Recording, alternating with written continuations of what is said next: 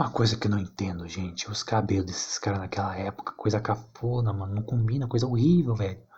Os caras com os cabelos. E tinha nego que tinha peruca, mano. Usava umas perucas medonha dessa. Os caras com uma cara de cabrão que usando esses cabelinhos, mas não consigo entender. Mas enfim, esse cara com cabelo peculiar é o Adam Smith.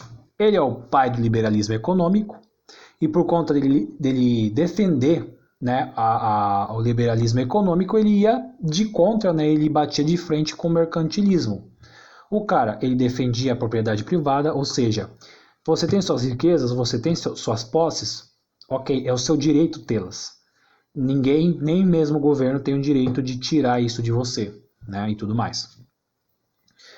Ele ia contra o mercantilismo, ele ia contra, né, a questão do Estado, do governo intervir na economia, por conta de uma questão chamada mão invisível, que é um conceito que ele criou. Não confundam com mão boba, tá, gente? Isso aí é outros 500. Aqui o bagulho, mão invisível. O que é esse conceito da mão invisível, né? A mão invisível, para a gente entender, a gente tem que pensar numa analogia.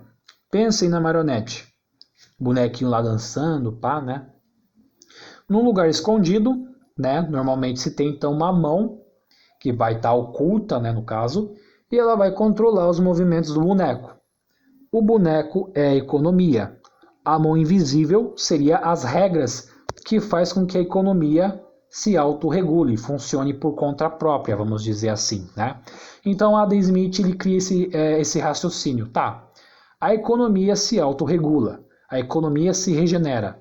A economia então é como se fosse um organismo que funcionasse por conta própria. Se a economia funciona por conta própria, se ela funciona de uma forma natural, né? Se ela tem seu próprio funcionamento natural, então para que você vai ter o Estado para controlar a economia? Isso não faz sentido.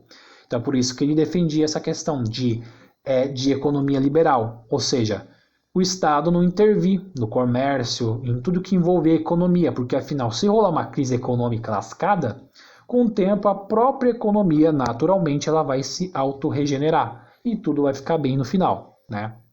Então é como se realmente a economia fosse uma marionete que funcionasse, né, a partir de regras que não dependiam da existência do ser humano, não dependiam da existência do Estado. Mão invisível, então, é isso. A mão invisível é a representação de todas as regras de leis que regem o funcionamento da economia. E invisível por quê? Porque é uma coisa que não depende do ser humano, não depende do governo.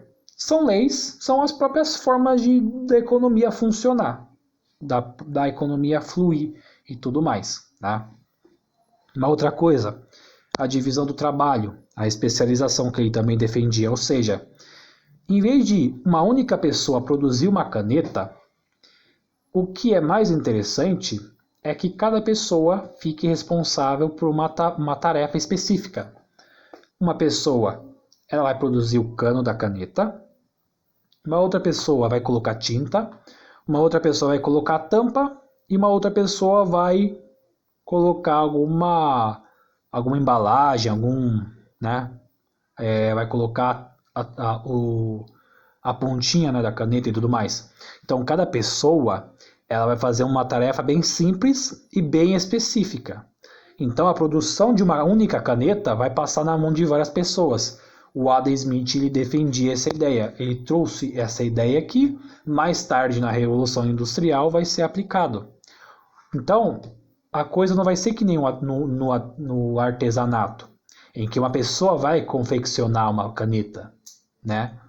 O que o Adam Smith defende é que cada pessoa fique então responsável por uma fase da produção da caneta e não uma única pessoa produzir tudo. Isso é a ideia dele.